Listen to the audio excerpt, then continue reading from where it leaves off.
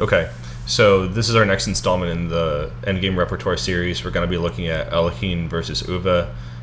This is a nice game in which Alekhine gets an advantage from the opening and converts it all the way to a winning endgame. And so it should be a pretty short and sweet, nice game to take a look at. And hopefully the way that we'll practice this one is just by playing out a few positions where white has an overwhelming advantage. But it's not too obvious, you'll see. So some opening theory, they played d4, knight f6, knight f3, g6, going for a King's Indian style approach against d4. Bishop f4, this is a London kind of opening for white. Bishop g7, knight bd2, and c5. So this is, in general, a good way for black to play, but you do need to know why you're avoiding playing d5. The reason is that at some point you might play d6 and try to stunt this bishop and put pressure on the center from the long diagonal with bishop g7. So if white goes ahead and takes this pawn, for example, they're probably going to lose it back to a move like, I like knight a6 personally, but you could also do it with queen a5. Anyway, in the game they played e3. Most people will automatically support the pawn instead of trying to go for the free pawn. An exception might occur if black, for example, castled here. c3 is still a good move, but you would be able to entertain the possibility of taking on c5 here, just because if they play knight a6, we can take and cripple the pawn structure, and this would give you some good play. But anyway, c3 would be the best response. A lot of the time people who play London are making triangles all the time, so that's kind of what we're going to see in this game. Triangleville, knight c6. I think it's more common sense to castle here, but nothing wrong with knight c6 as far as I can tell. Some positions I find myself in against London type. So you often play like this as black against the London? I usually have the pawn on d5 instead from the beginning. Okay, but you also fianchetto your dark bishop? Or do you keep the bishop in a different square, like I guess something like this? Against, well, as black, would come out with the c5 here. Yeah, this is a good line. A little trick that a lot of people know these days is that after e3, knight c6, c3, queen b6, queen to b3, black can play c4 here, and there's 2 points. One point is that if they trade here, black has a pretty easy plan to play b5 and b4, and they get long-term pressure against this a2 pawn. And if they don't, they actually might end up in even more hot water. Do you see what black might play in this position?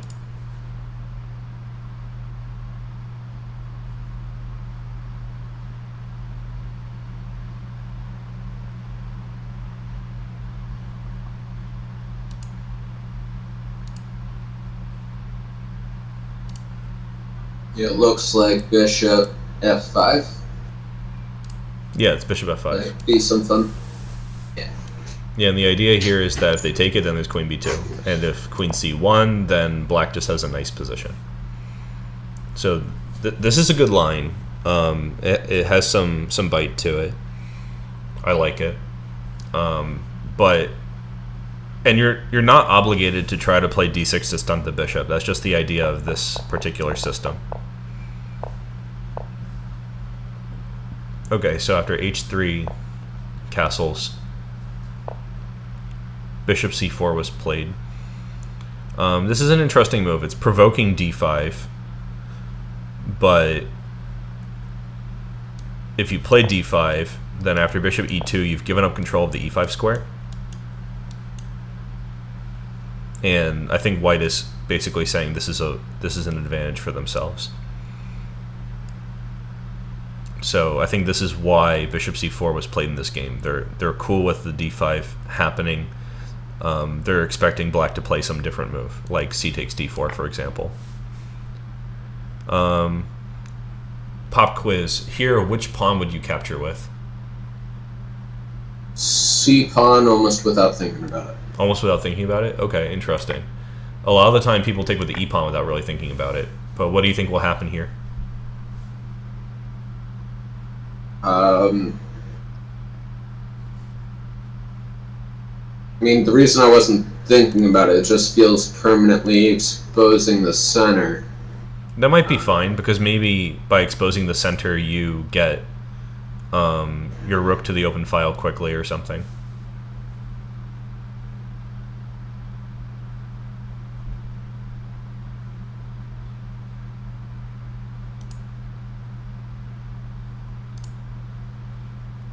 On the tactic, it just might take me a little bit. Okay. It's not really like a tactic, exactly.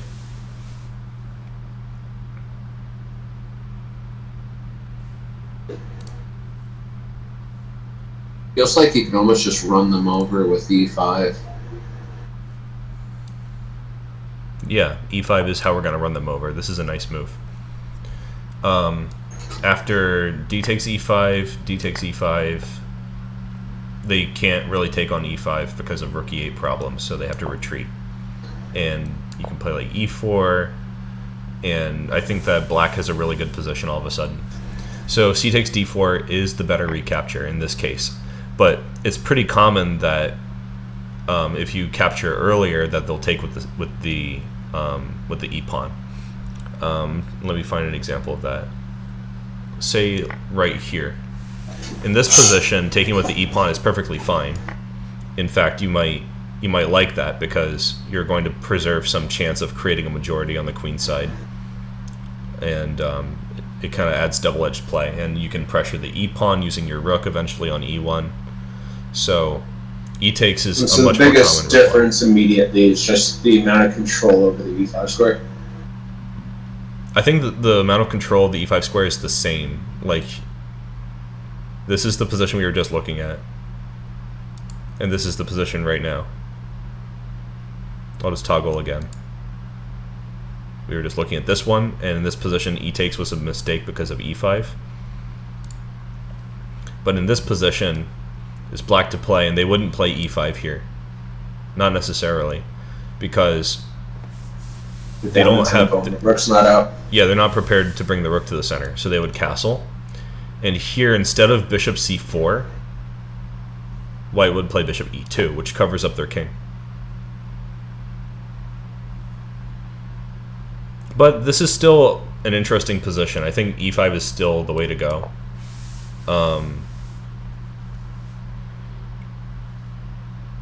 It's just like black's most ambitious attempt.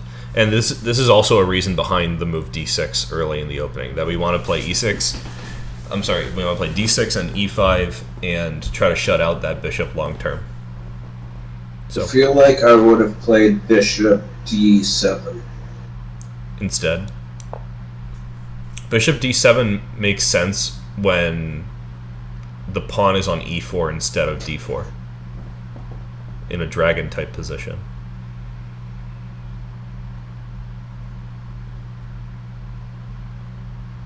I'm trying to think about like what's a good way of explaining why we would want this pawn on e4 instead if we're playing bishop d7. I think part of it kind of feels like they can't castle a queen side too easily because their pawn structure. Yeah. Which means that defending the h3 weakness is a little tricky. I think defending h3 will not be a problem, actually. For example, let's say I just castle. I say, like, I don't care about the attack on h3. If you go for a straightforward attack like this, I don't think you have anything going on. For example, let's say I just play something...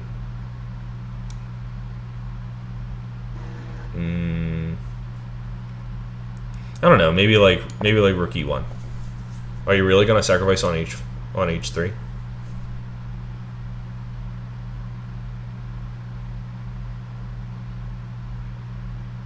I don't think so.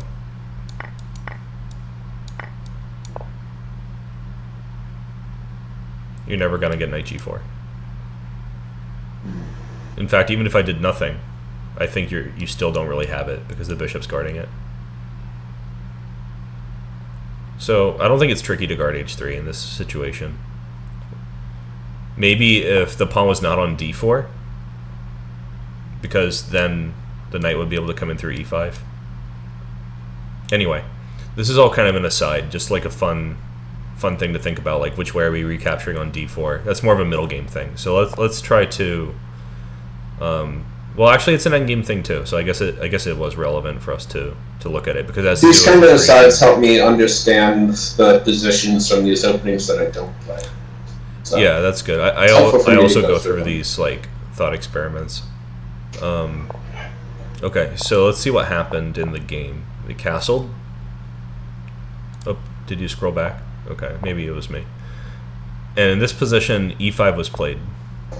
And e5 is a mistake at this point. They should have played c takes d4 with the idea that after ed4 they play e5. So there's a big endgame ramification for exchanging once before playing e5. And this game illustrates it.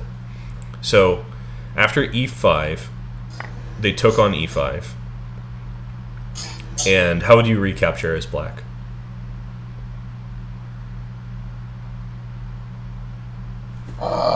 Lead with the pawn.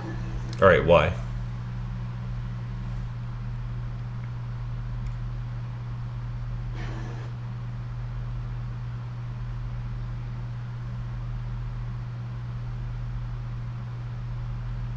Just because it's a tempo? Yeah, I mean, the options are pawn, knight. Yeah. And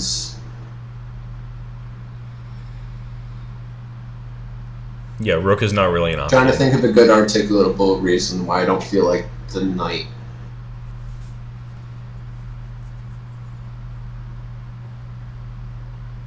Do you think there is one, or is it just kind of arbitrary, like you just prefer to take with the pawn?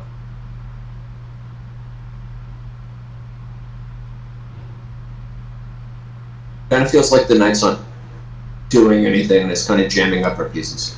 Well, it's attacking the bishop on c4, so maybe it's forcing an exchange of pieces and going to the endgame. Yeah, but that immediately results in the pawn on d being like triple attacks. Gotta push forward. The d pawn's triple attacked? How so? Like after knight takes bishop, knight takes back. Oh, but then d5 is coming, and I think that's perfectly fine. Yeah. It's good to get rid of this bishop, because when we're going towards the endgame, we're going to want to try to have the bishop pair in an open position like this. Even if you lose one pawn, if your bishops become very active, it doesn't really matter.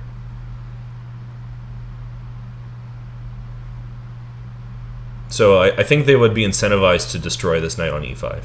Does that change your assessment?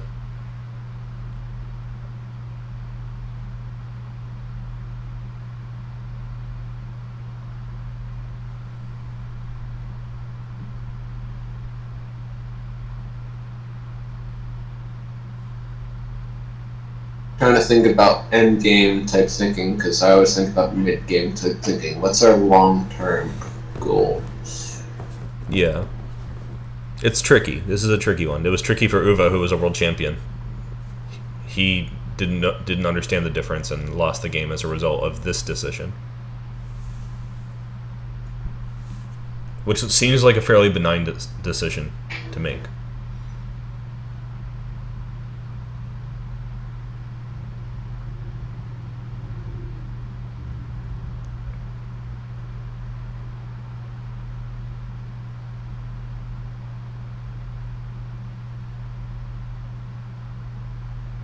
Well, let's see what happens if you take with the d-pawn. Because this is a good move. They have to play a move like bishop h2. They don't have the option to take on e5. And then here, well, what would you play here for black? I think this will give you some insight.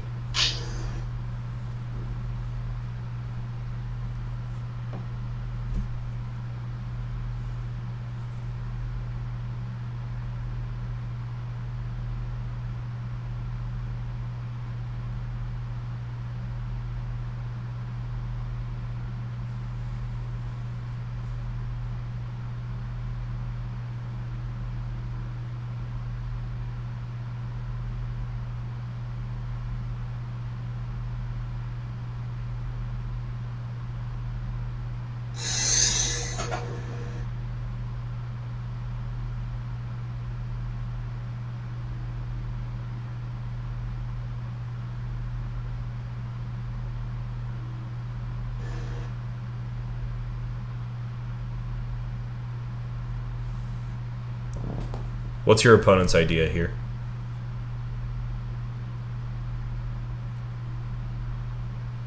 Press white? Yeah. Knight g5. Alright, easy. So why are they playing knight g5? There are two reasons.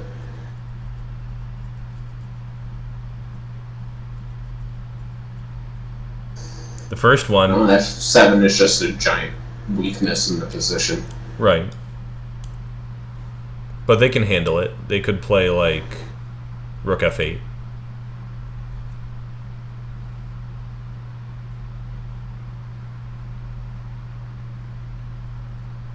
It's ugly, but they can do it. I'm thinking about queen b3 as a response to that, but then... Maybe queen c7. Maybe I'll play queen c7.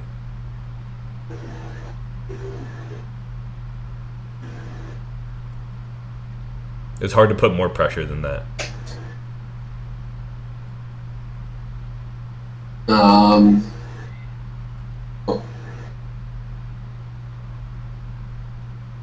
Yeah.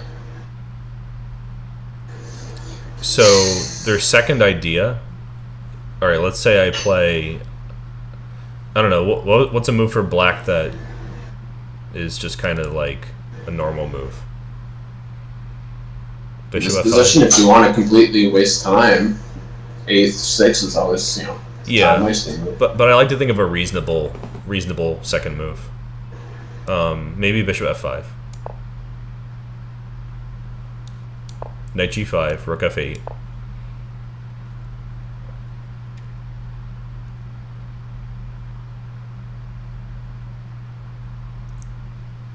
Alright, now here maybe g4. With the idea of knight e4.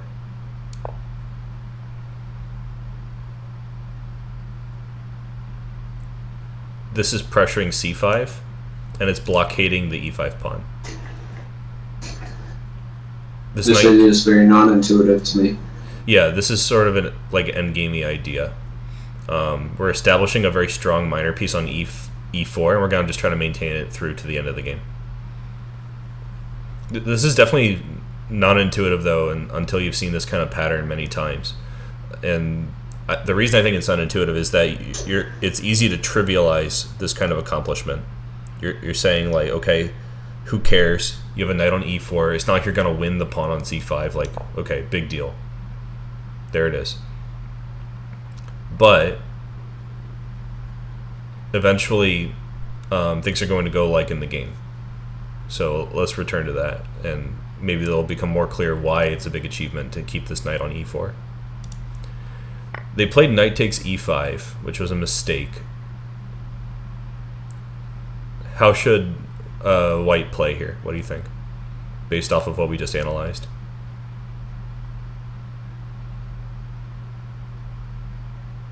We decided that taking the knight, good first move.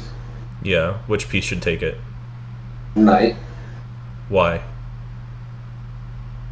Because we want the bishop. Normally that's true, but we just saw a position where the knight is really strongly placed on e4, right?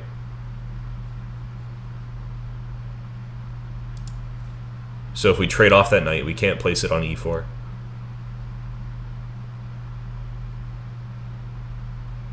And if we don't trade on e5, we're not going to have a pawn to blockade on the e5 square. So how do we create that structure in like 3 moves?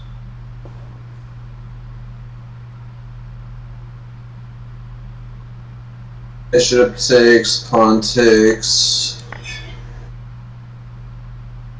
knight to g5, attacking f7. Right. Rook to f8, defending f7. Yeah. And then knight on e4. Right. According to my notes, the d knight should go on e4 because we keep. Yeah, I was wondering about that. Yeah, I think this is better because if they play a move like h6, oh, sorry. If they play a move like h6, is the obvious response. Yeah, I think that it's not working here because of a tactical move. Bishop takes the pawn. Yeah, exactly. And the rook would be deflected from protecting the queen on d8. What happens if king goes in the corner here? I think knight e6 will rescue it.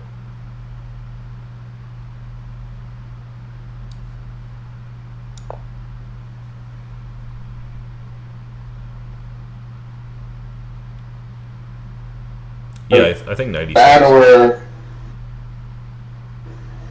Bishop g6 doesn't quite work. Oh, we could also trade.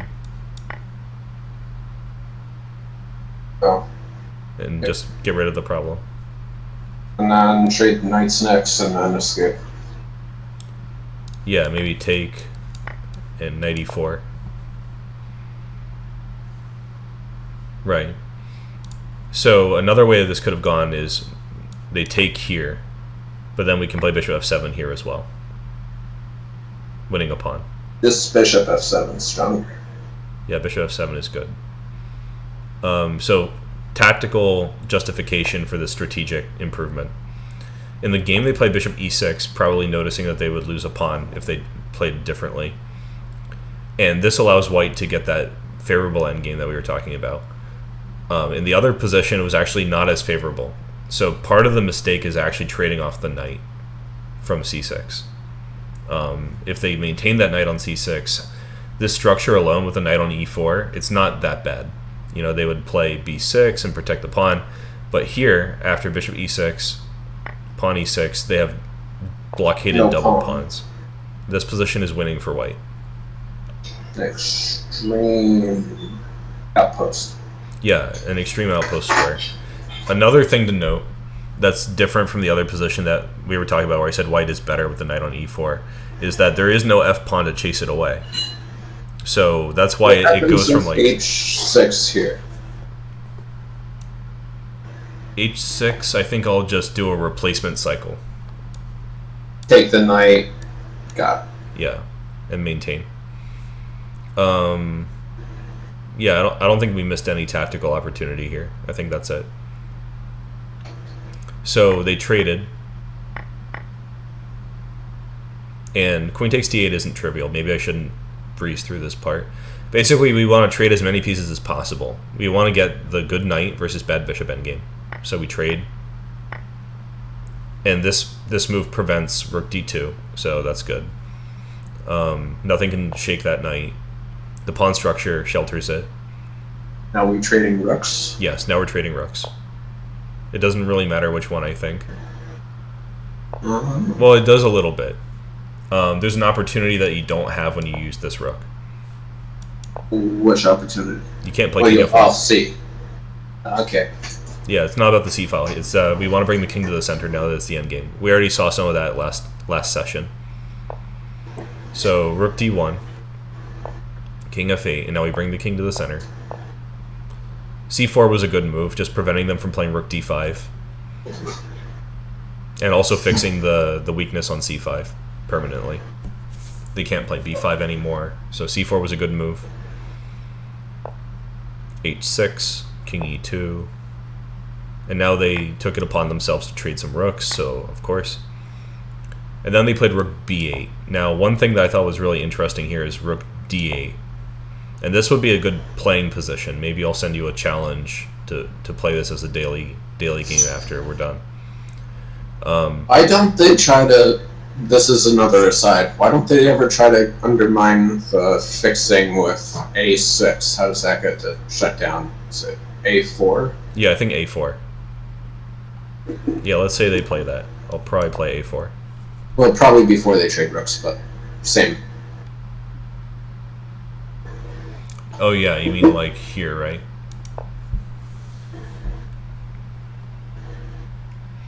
Another thing is that if I play b3, I think b3 is more accurate. If they play b5, I can just take on c5.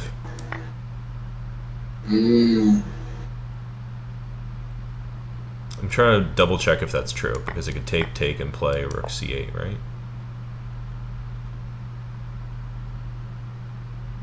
No. No, because of that, or there's other reasons, like knight a4 would work. Oh yeah, knight a4 is also... Well, knight a4 doesn't quite work. Check.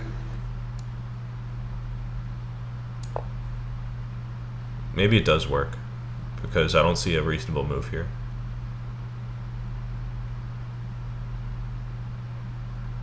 Yeah, actually, this does work. So knight a4 is good. I was thinking this...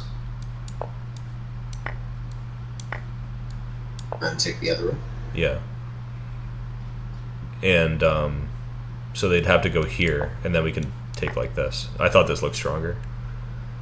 Yeah, that's pretty strong. Yeah, it's beefy. Next, we're playing like c5, assuming that they don't... Well, actually, they just lose the bishop straight away, so... And I think they can't even take on c4. Nope. No. They have nothing here. It's lost. So this is kind of a fun defense. I think b3 is it. Just make this big chain and prepare to take this guy. So this is maybe something that you could do in general. Like, this is a structure, something to remember as a big pattern. So they went ahead and traded and played rook b8. And part of why they played rook b8 is that if they play rook d8, they lose by force. After rook takes, king takes. And then here you can... I'll probably send you this position as a training one. It would take a long time for us to play this out a bunch of times to develop the intuition for it. But it's a really interesting endgame that's plus minus. You know, like white just has a huge advantage here.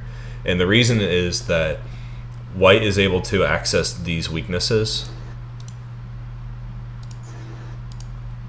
These are all weak. Of course, that bishop's permanently stuck in jail. Yeah, that bishop is permanently bad. Eventually, the winning plan... They might get out through a c7 route. Even then, like, how are they getting out? Like, what are they going to do? Play b5 and lose the c-pawn? They could sack a pawn to awaken the bishop, but then they're playing a pawn down minor piece endgame. Well, they eventually get their king to c6, but, you know, they don't have forever. They're not the only ones moving. That's true, yeah. Yeah, they would be able to get their king to c6, so that's true. Probably, if they achieved all of that, I would go and try to capture the e5 pawn for free. Because the bishop would be trying to escape, so it would be both trying to defend the e5 pawn and leave the pawn chain. And pressure on e5 will prevent them from leaving the pawn chain. So I think that would be my plan. Like, bring this guy. Even if it got escaped, it doesn't have any targets. It has f2 and e3, and that's it. But they could probably secure equality if they could get their bishop to e1. Maybe. Actually, no, not even, because the knight on e4 is going to support that pawn. Or wherever the knight is. Put it on d3, for example.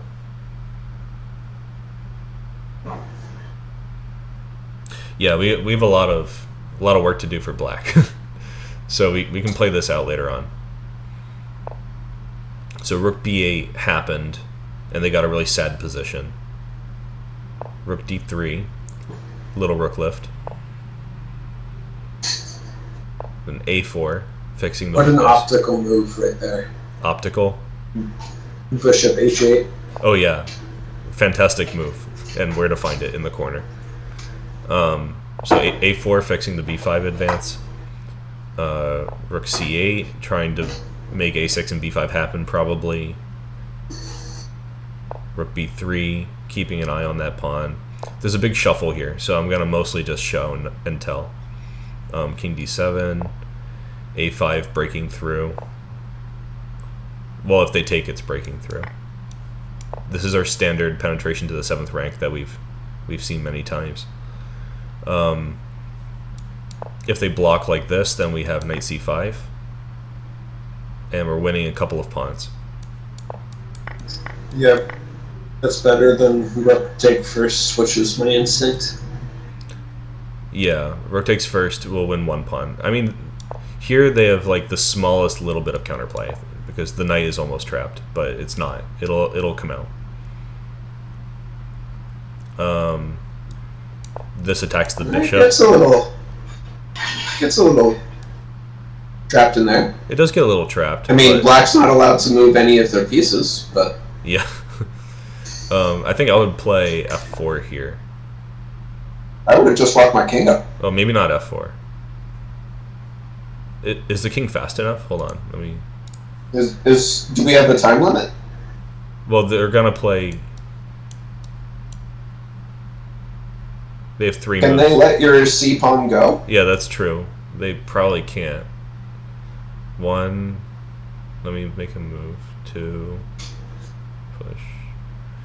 Well, they could provoke you to play c5 and then try to run back. No, I think this is just winning. They probably can't even... They can't even take it. Give them forever, and they don't have good strategies, regardless of what white does. Yeah, that's true. So maybe even... So h4 would support the knight, but we don't even have to do that. That's true. So maybe king d3 looks flexible. There's the small... They could try to check us and grab the b pawn, but that doesn't do anything for them.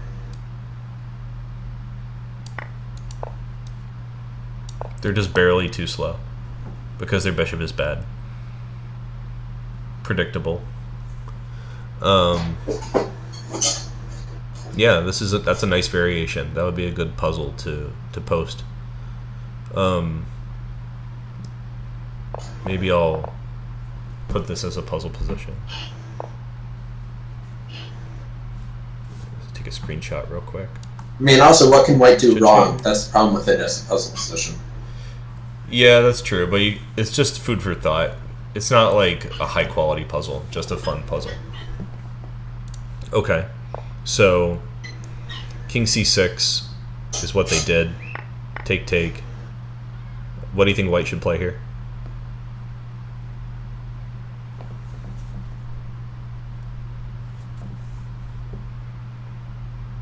There's the immediate temptation to try to come in on the A file, but I'm trying to actually think ahead and see if that nets us anything. King's probably going to go back, but if it does, the knight check wins the rook, so that was just pretty strong. I think it's a simple decision, right? We're threatening to invade. They don't have a really reasonable way to prevent it. Because if they play rook c7, we have rook a8. And if they play king b7, we have knight d6. And there's no other way to prevent. They don't have a tactical way. We have our weaknesses all covered. Protected, strong, no invasion. Scariest thing they can do is threaten to come in on the d file, but they've got nowhere to come into. Yeah, they've got nothing to do. Even if they play b5, pawn takes, king d5, like they still are just stuck with weaknesses. Maybe here I don't think they even need to take on b5. Throw this check. This looks good. What if the king moves over instead of to the b file? To the b file? B. Like this? Instead of straight back, yeah. Just I was thinking... looks a little more active with the defense. But the white pawn takes and it's still, still covers the rook. Yeah. And knight d6 is... Oh, and then you have knight d6, yeah. Yeah. Yep. Okay, so... Yeah, they don't have any way to break free. They play bishop g7, rook a7, rook c7. And here we could trade rooks. So do you think we should?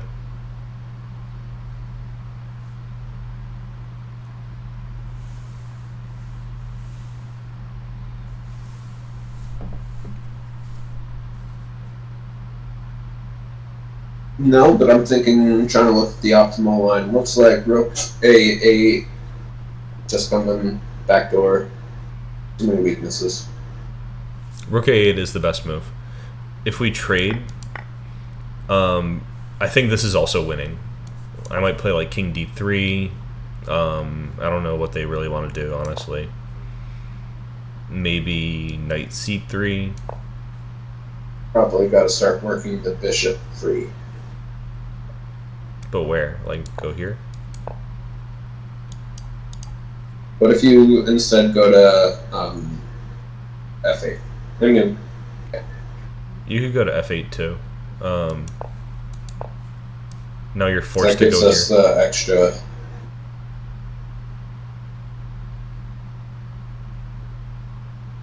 I think what I'll do here is bring the knight to f3.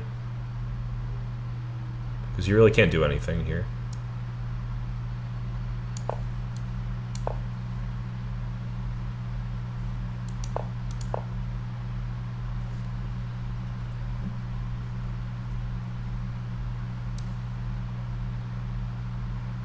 If you ever play bishop a5, it's just king e5, so it's not really happening. Maybe this, but it's too slow.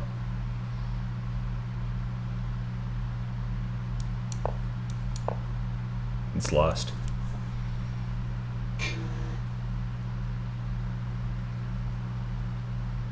Okay, so all that... I mean, there's desperate attempts, but that's about it. Yeah, I think they only have desperate attempts. But rook a8 is an even better move because they can't improve their rook because their bishop is so bad. They played rook e7, rook c8 check. This is a lot of shuffling, so I'm going to try to breeze through it a bit. King d7, rook g8, and notice how the bishop doesn't have any squares. Yeah, I'm wondering why they get check first. Probably just out of spite. Yes, I was thinking. Yeah, just to be rude. So they play king c6 and h4, and now the winning plan in a position like this is generally to advance the pawns until they don't have anything to do. So they play g4 and king d3, and this is a big shuffle. A lot of mind games probably. g5 fixing the g6 weakness so that there's something concrete to do. Alright, bring the king over to attack that weak pawn. Little harassment over here. And eventually he just harassed until like he couldn't defend these pawns. Rook trade there. Yeah, still no rook trade because here we're winning a pawn. Because black's pieces are so inactive. They played rook b7, rook takes e6, and black resigned. So the really... Those last bunch of moves had to feel bad to play. Yeah, probably. He probably did it with his head in his hands or something. I don't know. But the really critical part was in the opening, but it has to do everything with the endgame. Just to recap. That critical moment was right here. On move 9.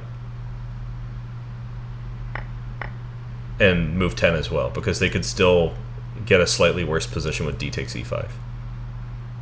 But after knight takes e5, it's all gone. And the reason is that there's this big blockade that they can use, and they can just carry it into the endgame, even though they've only traded off 2 pieces so far. So, this was the game. I hope you liked it. I thought it was really interesting. Okay. Yeah. If you have any questions, feel free to let me know after we're done recording this. Thank you. Yeah, you got it. All right, I'm going to wrap it up here, and I'll send you a challenge for that playing position that I like. Alrighty. Sounds good.